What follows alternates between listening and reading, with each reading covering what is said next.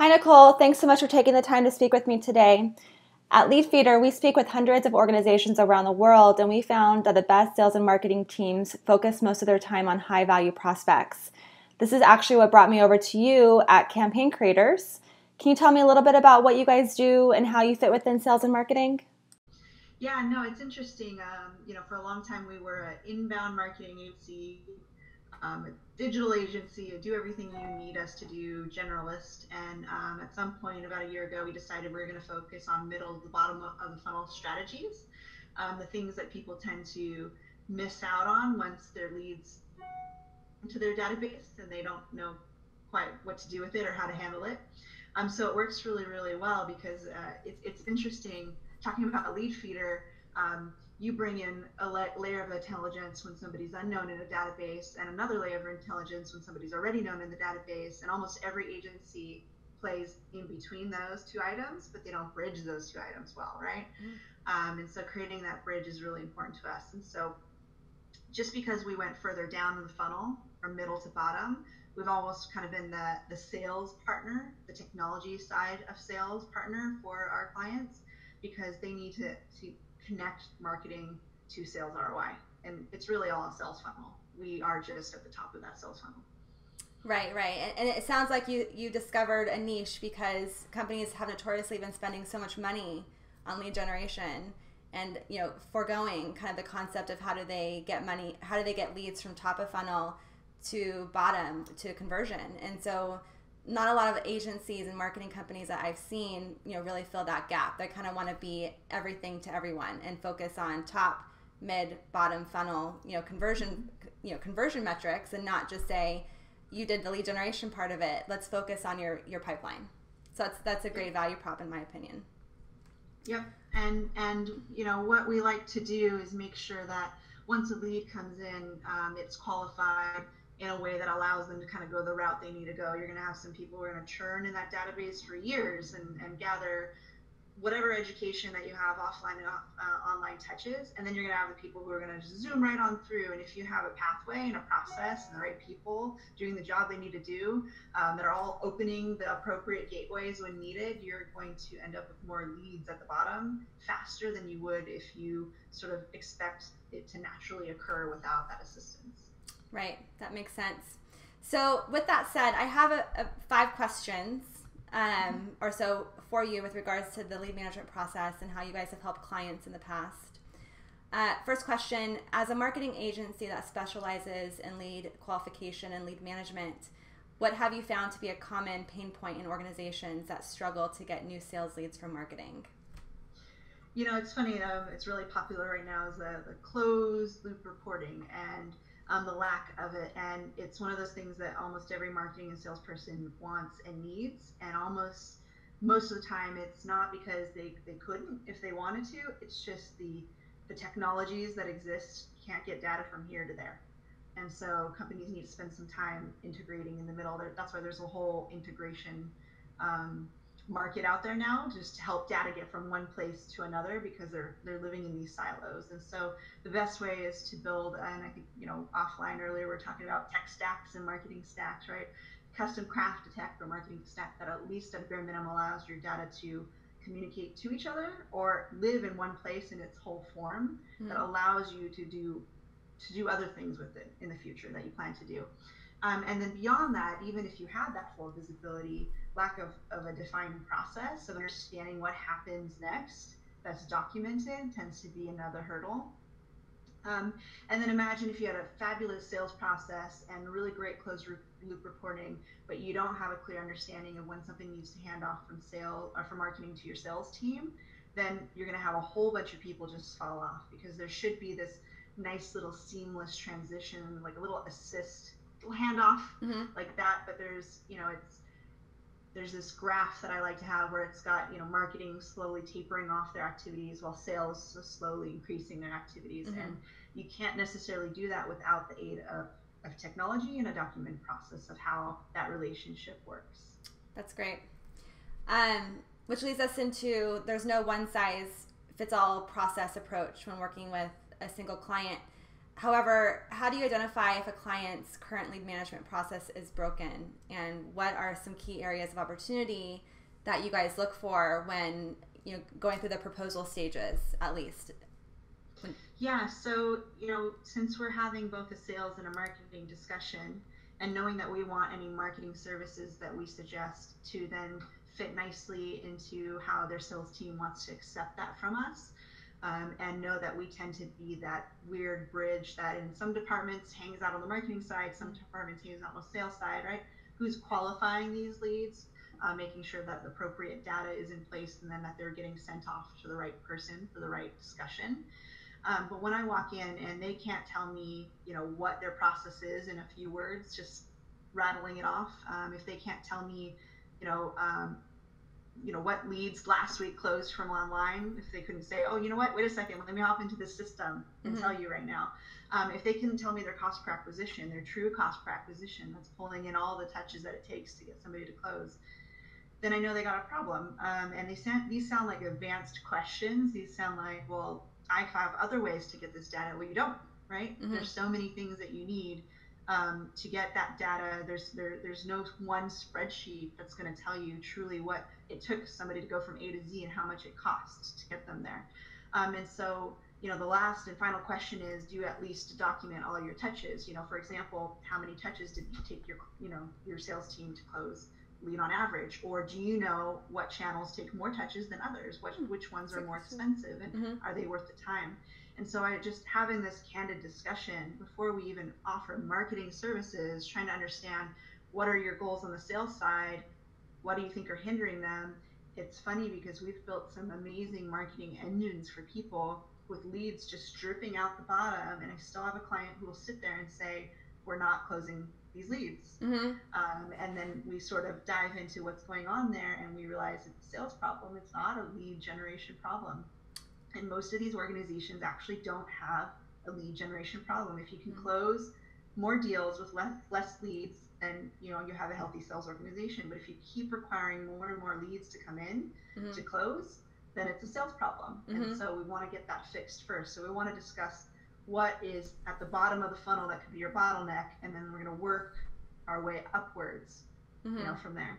Yeah, there's so much emphasis on having the healthy pipeline, and so it's not just the vanity metrics of the quantity, as you alluded to, but really what's the quality of these leads that are coming in, and what's the percentage of conversion? Because if it's very small, then it's not a marketing or it's not a sales issue. It could be a marketing problem that feeds into the lead generation aspect of how they're obtaining the leads in the first place. And so identifying those things is very key. Yeah, and it's without a process, and I think we were talking about this before, you were sharing all your cool tips about account-based marketing and things like that offline. And so, without a process to be able to collect that data, to understand the quality of the lead, recording those touch points, understanding what it's taking to close them, building a model, then that feedback can't go back upline, right? To help you use a tool like yours to build a model of who we're trying to go after, know who our high value targets are. It's this communication process that has to go back and forth. And it's really easy for both sides to blame each other, right? To be like, I'm not getting enough leads. I'm not, you're not closing my leads. So it's one of those things where I like to start from the bottommost point and improve and try to figure out what's going on and work my way up, so that when I get all the way up to this awesome tool called Lead Feeder, I know what to look in there for what I need to send my sales team out to hunt for. I need to, segment out the people who I know are going to be most successful and send them to come and aid marketing to try to pull people into the funnel. Yeah, that's a great analogy. So you kind of alluded to a few things here, but can you walk me through how you helped a client improve their lead management process? Yeah, so it's interesting. We had this client, they're called Planet Together, and we use them as a model example over and over again because they're the most identifiable example, I think, for a lot of organizations. They do planning and scheduling optimization software for manufacturers.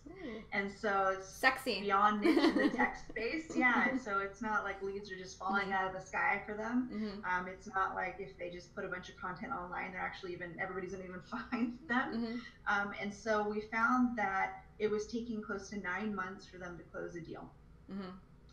And what we found was it's because they were putting engineers on the front line to talk about the technical aspects of this product, but they didn't actually have a refined sales process. It was just somebody who continued to talk at them about the tool and very little about what are their goals, what are their needs, having qualification discussions, having milestones, and then gateways that released themselves once they advanced past a certain discussion.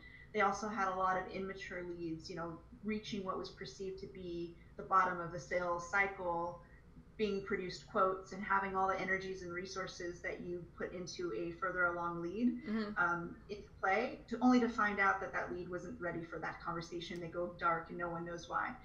We actually called close to 200 of their lost leads that they had actually kept some data about. Lead came in, got lost, they didn't know why. We contacted them and called them and said, do you mind letting us know why you decided not to do business with this company? And we were able to gather quite a bit of intelligence about it. And almost all of them were, we weren't given the information we needed. We didn't have follow-up. I told somebody to call me in 2 months. They couldn't clearly articulate what the next step in the process was. All these fundamentals for having a really good sales process were missing. And so by helping them automate that journey digitally and pair it with healthy touch points from their salespeople, we were able to reduce their process to 1 month from 9 months. And this is a 6-figure purchase. But what we did is we took all these things that the people said that they were missing in terms of education. We threw it into the marketing side. We gave the sales individuals collateral and the things they needed to answer the questions when they needed. But we also created gateways, right? So we're not going to waste our time with people who don't pass this marker. If they don't have budget or pain or a reason to move forward, we're going to just leave them there. No problem. We're going to kick you back to marketing. You're going to churn through our system. We're only going to pull out the cream of the crop. But that speaks to having a great process married with some great technology that allows people to degrade and advance within that system. But it took over a year for us to dig in, identify, clarify, optimize, and then help them hire a whole new set of salespeople, and only bring in their engineers to be the experts of the product when needed, which was actually further along, because your most high value experts shouldn't be at your initial discussions. They come in when they're ready to show our expertise in the field, and that's further down in the sales process. Yeah, that's been my experience exactly, where sales want sales ready leads today and the pipeline development kind of falls to the wayside, and then they do end up back in marketing's cycle in some kind of lead nurture list, and they get lost, as you mentioned, which is a good terminology for it. But by defining, mutually agreeing to who's qualified, then it holds both sides accountable. So that's definitely key. I like that analogy. Sounds like you guys are doing some great things for some good companies. I surely didn't invent it, but I use it a lot. Yeah, but just anecdotally, having that experience with that case study, for you guys, and getting them to the point where they need to be, which took a year. That's probably a similar situation. I mean, paradigm shifts take time. Next question: and this kind of goes hand in hand with the last question you just answered, but how does a sales organization suffer when there's no lead management process in place? Yeah, so it's hard to have like these numbers, 20% of this and 80% of that. Every business, like you said, is so unique, has a different set of problems that affect them in different ways. I feel like when the lead management process is not clearly defined, the biggest issues are operationally.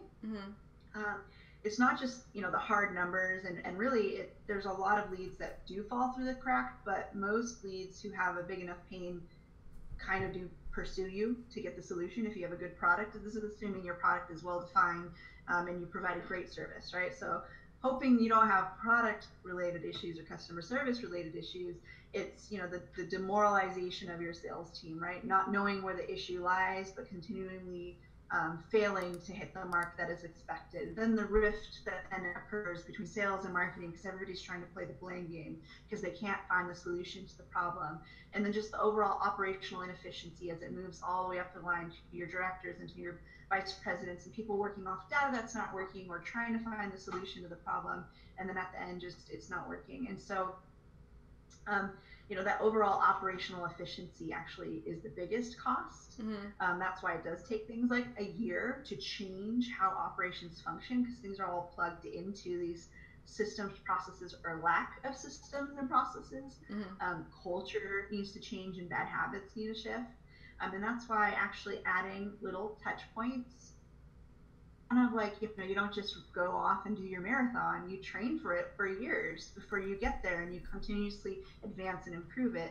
That's the same thing you need to be doing in your sales. So you need to be adding all these layer of touch points, which for a lot of sales teams, when you go previously you attempt to accomplish collecting all this data about a lead in 3 calls and think you can sell them on that.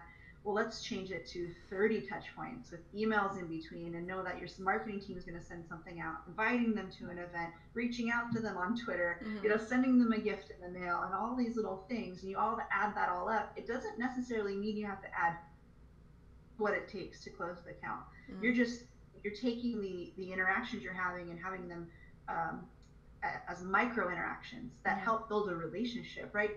You wouldn't marry somebody after 3 dates, even if the dates were 3 hours each, but you certainly could marry somebody if you had 50 dates that were 15 minutes each, because over that time you're building a relationship, right? You're learning new things, you're segmenting what we're dealing with, and you're talking about different things. Talking 3 hours about one thing is not the same as talking about many things over several different hours or bite-sized chunks of that.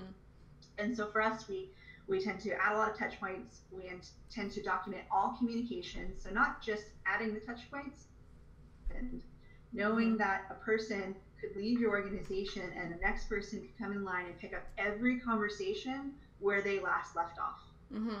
Right? And that's how you don't let things get lost. And then just streamlining the lead advancement reporting, right? Knowing when things are progressing, because your those above you and below you need to see that information to make sure that they're doing their job. So those who are trying to fill your pipeline know that your pipeline is starting to empty, and those who are going to be receiving these clients know that these clients are coming their way. And so now you're bridging a communication gap across all departments. It makes everybody super happy. A sales issue is bigger than just a sales issue. It affects everybody in the organization. Right. Most important thing. Yeah, and finding those bottlenecks is tougher than I think a lot of executives understand, right? When it comes to, well, this isn't working, but where is the process breaking down? Like in the previous question, you answered, well, it took a year to figure it out, which isn't atypical. And so, creating those bite-sized, chunks of information that keeps, companies that have these sales cycles or multiple decision makers, that's required and needed because their sales cycles are X long or so long, or they have multiple decision makers within the organization, and they need to have some kind of brand awareness when it comes to making that final decision. So and get a big organization, and your timeline to identify the problem and fix it's going to be longer. Exactly. Okay, so if I work in a sales organization, what are the best ways for me to push a lead management process forward? It's funny where within our organization and even with our clients, we were all about kind of going rogue and doing little side tests. And so even my interns in my organization, if they want change, it's the same. So it's not just if you want sales change. If you want change, this is what we suggest, right? So you document your current path or process, and then you identify where you think the gaps exist. And rather than pulling everybody in and going, we have gaps, because most people probably will realize, right? Yes, we know that there are gaps. You devise your plan to fix the gap, and then you go micro test it within your little orbit. So say you have a sales individual who's trying to fix what they think is a break in the sales process. If you can liberate them at a certain level to have the freedom to break the process, fixing it, they can go off and test it on a couple of cases, come through, refine their process, and then come in with documented examples of how the situation provided success. Mm-hmm. If you think about it, few clients would hire me to do sales enablement like services if I didn't have a case study like Plan It Together, right? No Mm-hmm. one wants to be the first time that you went through that process. Mm-hmm. So you have to run your own case studies and then sell up on why you should change that. Because you have to think about this. There's an immeasurable amount of money that's invested when you have to change things in an organization. If it's going to take a year or two to implement this process and go system wide, it has to be, and so it can't just be done on a guess. It has to be done on a a micro tested level with some case examples, and then that can be brought up to the bigger organization. And you're going to probably get buy-in at that point because you have revenue, you have success, you have a testimonial, you have a whole new batch of clients that you were able to close with this new process, and you can speak to whether it worked or whether it didn't work, right? Mm-hmm. What you learned when you did attempt to do this. And so that is our best suggestion. And so when people hire us, that's sort of how we operate. We come in and we'll run on this little micro level. Let's handle this little batch over here and see how it's different than this batch. Keep doing what you're doing over here. Let's see if it works over here. Right. And then we have these examples that then over time give us models that we're able to say, you have these similar markings to this past client. These are sort of the things we were able to do. Does that sound familiar? And then kind of break it down from there.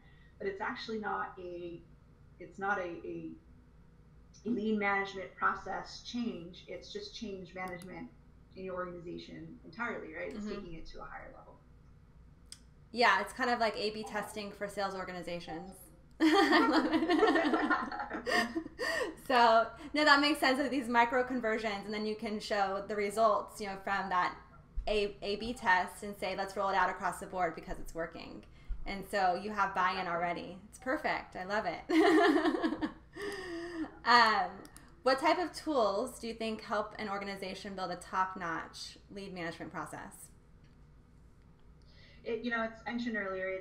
It's the documented process, right? Who's going to touch what, when, where, and how things are going to get handed off, and we could have a whole interview about that. As a marketing technologist, I would say I'll use technology as a crutch quite a bit. And so there's a few pieces I feel, at least in the technology side, that you need. And so not only documenting it, but then taking that documentation and representing it into your marketing stack. And so you definitely need some sort of CRM, but your CRM can't act independently. It needs some sort of access to a pipeline management tool, because that's where you're going to have those touches, those handoffs, and that reporting and understanding where something is at in that pipeline. A simple spreadsheet is just not going to have that real-time result that you need. And then you definitely want those tools to be seamless with your marketing tools. That way you can see that online journey with somebody in your organization, and that handoff. Also, when we spoke about that degradation of how you keep people back and don't lose them, but allow them to churn and then re-enter into a sales discussion. You spend all that time and energy getting that lead the first time, right? Educating them and investing in them. Don't lose them. Put them somewhere where they can come right back into your sales funnel, right? Lead intelligence, data enrichment, they kind of add that nice layer so that you don't have to be the type of person who has to hop on LinkedIn and pull all that data by yourself, right? That automation of enhancing your data. And then, like I mentioned before, that example where like a tool like Leadfeeder, there's going to be a portion of people who are not even going to end up in your database because they may have exhibited all the activities of an individual that's highly qualified. They've just not yet told you. Right. So if you could just send your sales team out there to give them a little nudge, even if it's to help you get them into the marketing funnel, at least now you've captured the final frontier of missing individuals that can come in and feed your database. You're doing all this energy and effort to bring interest to your website.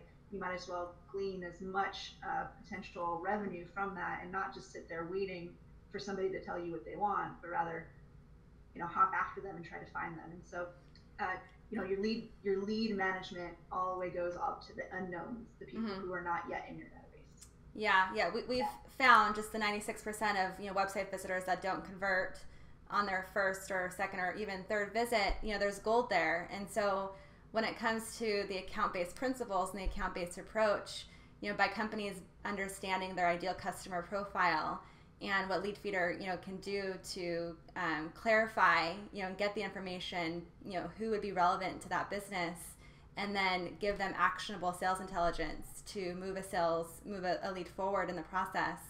That's where we have found most of our customers have success.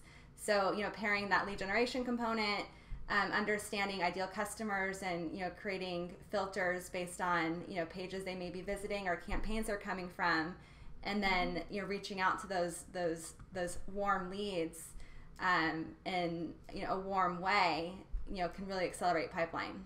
So yeah, I definitely appreciated the conversation and learned a lot as well. And I know that you want to give away your 21-step process to lead management, which you guys have taken years to build. So we'll definitely include a link to that in our blog post. So I appreciate it. Yeah, no, I feel like if I could save a bunch of sales and marketing professionals some agony, take our process, at least create your baseline from it. If you don't have anything, use that as your first test. Run it through. It feels daunting, 21 steps, holy schmolies, but I guarantee you it's actually going to reduce your time to close your sales. Yep, I agree, and I've seen it, so it looks good. It looks good to me. You're the pro. All right, thanks, guys. Thanks, Nicole. Bye bye.